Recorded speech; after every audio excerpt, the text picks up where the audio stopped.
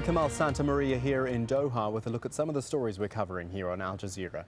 Yemen is concerned at suggestions from the United States that it won't allow Yemeni detainees to be released back to their homeland. The United States fears Yemen won't be able to stop former detainees from joining al-Qaeda. There are just over 200 still held in Guantanamo. More than 90 of them are from Yemen. Al Jazeera's Hashim Al-Bara looks at the choices Yemen now faces.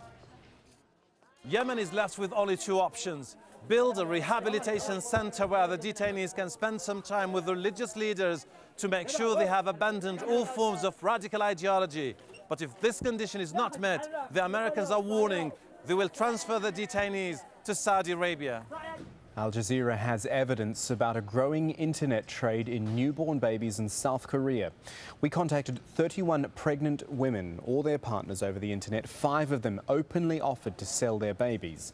South Korea's government is forming a special task force to combat the trade and update human trafficking laws. At least 2 bomb blasts in the northeast Indian state of Assam have killed or wounded dozens of people. Police say the bombs were attached to 2 bicycles near a police station. Al Jazeera's Prerna Suri says Assam is plagued by separatist violence.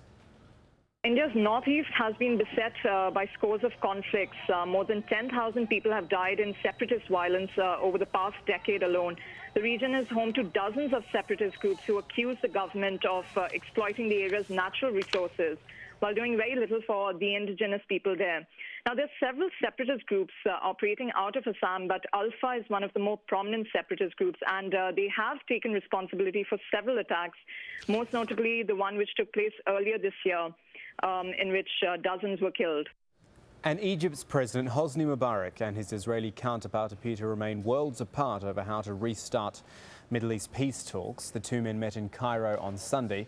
After their meeting, President Mubarak said illegal Israeli settlement building must stop before negotiations can start again.